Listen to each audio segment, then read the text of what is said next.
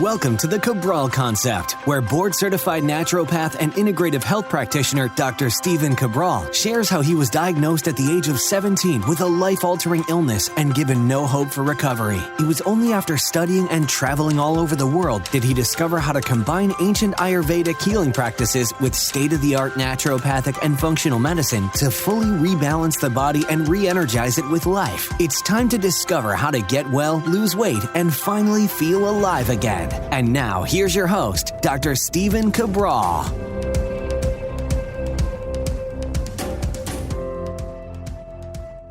Welcome back to the show, everyone. Great to have you here today on the Cabral Concept. We are getting started with a brand new show on this Total Wellness Tuesday. This is episode 2629. If you want to head on over there, I'll give you the 3 big takeaways, as well as the research and links to previous shows on this topic.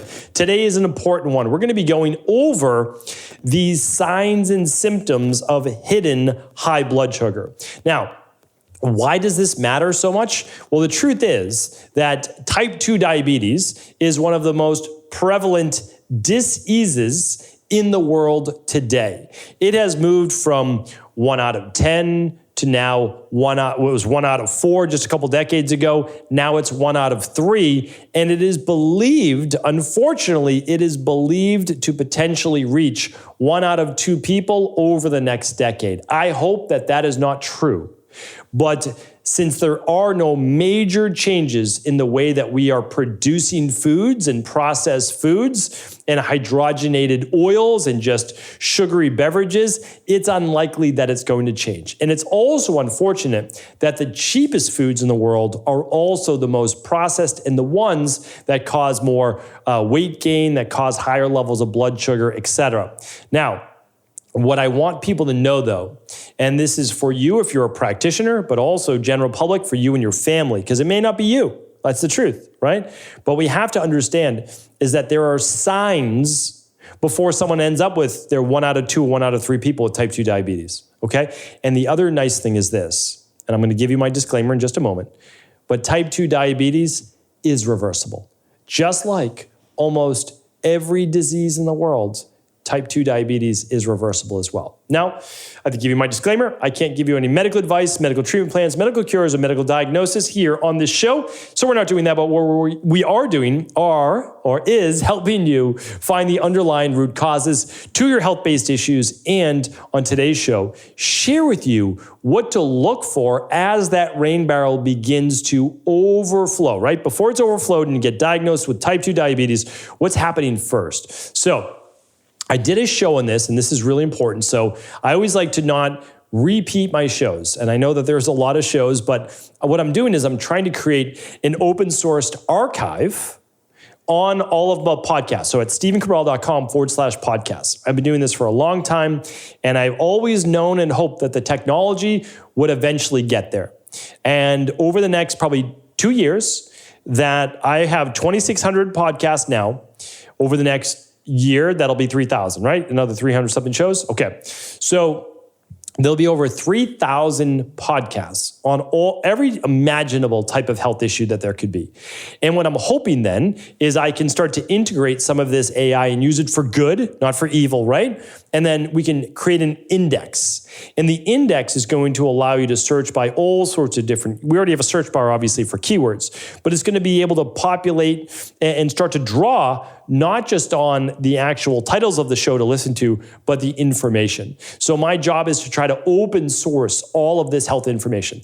I've been fortunate to learn it from many great teachers, from thousands of books that I've read, from interning back when I was going for my doctorate degree all over the world. So I want to give all of this information away for free on the podcast every single day, and that's not going to stop. I'll be doing this forever. But here's the thing.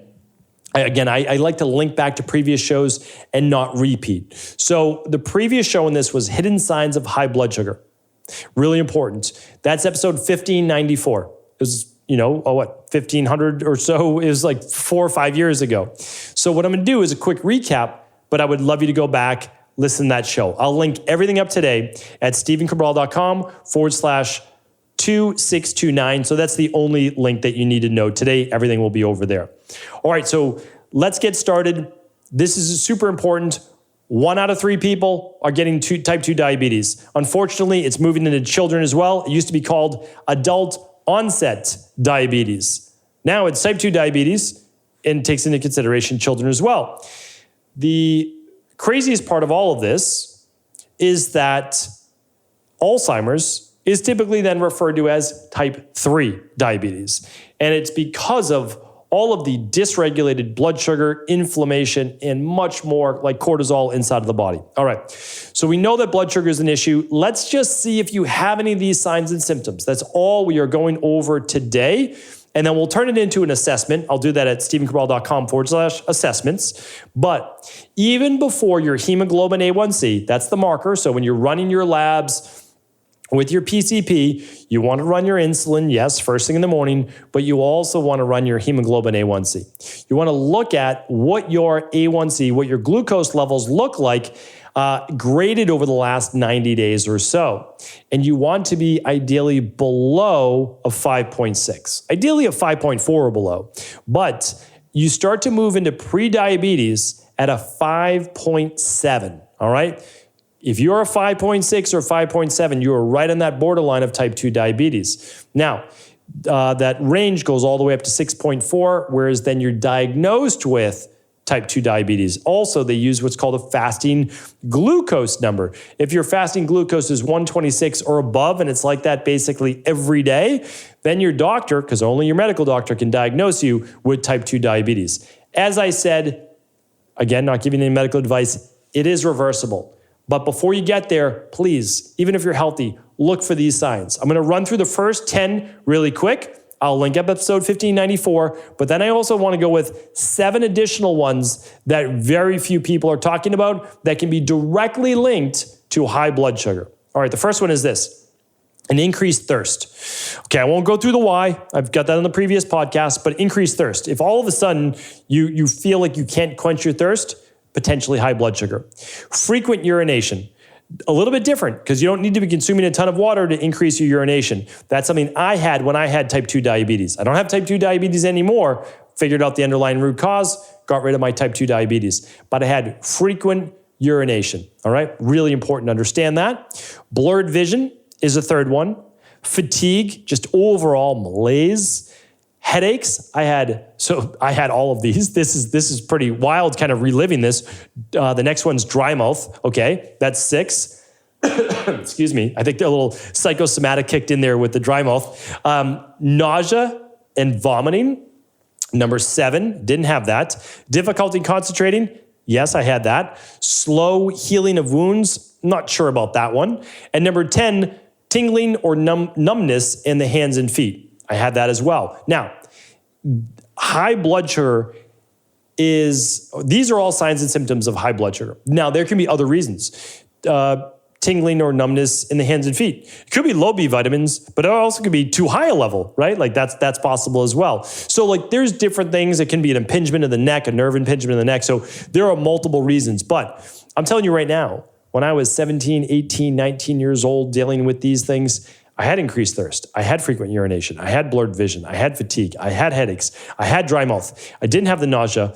I had difficulty concentrating. I don't know about the slow healing wounds. Can't think about that at all. But I did have the tingling and numbness more in the hands than in the feet. So those are the typical signs and symptoms of potentially elevated blood sugar. And you can run this. Again, with your PCP, you can run your hemoglobin A1C, you can do your fasting glucose with a simple glucometer right at home, or even a continuous glucose monitor as well. All right, so now let's go over, though, the 7 signs of high blood sugar that most people overlook. That includes doctors as well. If you have a really good doctor, they may catch it. I had a really good PCP. Like, don't get me wrong. My PCP didn't figure out that I had Addison's disease, type 2 diabetes, rheumatoid, other issues as well for a couple years, but he is the one that picked up on it. It took 2+ years and going to a functional medicine doctor and running some at-home labs first and then bringing those and like, oh, wait, maybe. But he noticed because I had darkening of the skin. So I actually, right around my hip bones, or is what they're called your iliac crest, right where kind of like the love handles are, you can get darkening right there. And that can be from the adrenals, it can be from blood sugar as well. Now, it's not just there. It can be on the neck. It can be on any really crease or fold of the body. So that's important to look at that. Another one with skin changes is skin tags. Those little, I don't know how to describe it. It's a skin tag. It's basically like a little tag hanging off your skin. It's made of skin. It's kind of floppy and you can, kind of tap it, move it around. That's a skin tag. That can be a sign of dysregulated blood sugar. For sure, it can be, without a doubt. Another one, yeast infections, both men and women. So women, it's far more common to get yeast infections, but men can get yeast infections in their groin area for sure. They absolutely can. And you can get them under your armpits as well. All right, another one is weakened digestion. So slow digestion, basically slow metabolism of food. You already have elevated blood sugar. It's not like your body's in a rush to break down this food. Your sympathetic and parasympathetic nervous system are not as well regulated. So parasympathetic nervous system, it's part of your central nervous system or autonomic nervous system, that's used for digestion. Sympathetic nervous system is used for fight or flight. Well, your body's not doing a great job regulating what system are you in, rest and relax or fight or flight. You're elevated, your blood sugar is elevated, so that probably means that you're in fight or flight. And if you're in fight or flight, well, then your digestion is not doing that great a job at breaking down food. So pay attention to that for sure. The fourth one is increased hunger. I'm going to be doing a whole podcast on how is it humanly possible that if you have elevated blood sugar and plenty of fuel for your body to run on, why you would still be hungry. All right, that's going to take, it's not going to be long, 10 minutes, 12 minutes. I'm going to explain exactly why that's the case. It's really important that whether you're a practitioner or you're using this for yourself, that you understand these foundational metabolic principles, that you can still be hungry and have high blood sugar. Important to look at that one, all right? So increased hunger is not just low blood sugar.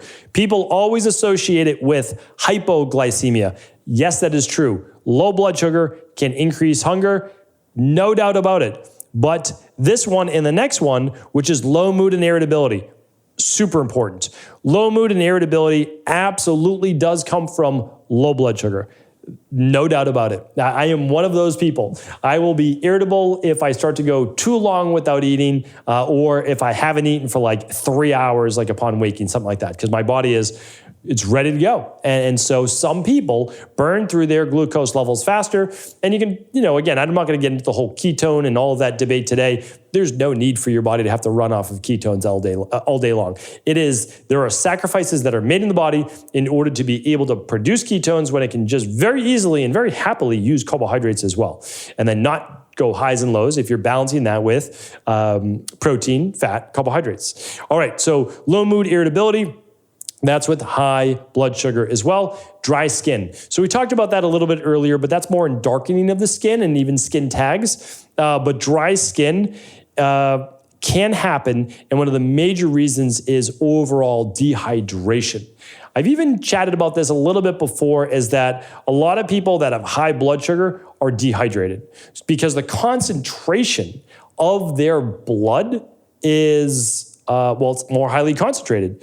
And if they were just to simply drink 3 or 4 more glasses of water per day, they would be able to dilute that concentration and potentially bring down their blood sugar levels. All right, so important to look at that, and your skin can be one of the first signs, so drying of the skin. And hair and nails, but mainly the skin, you're gonna see it first.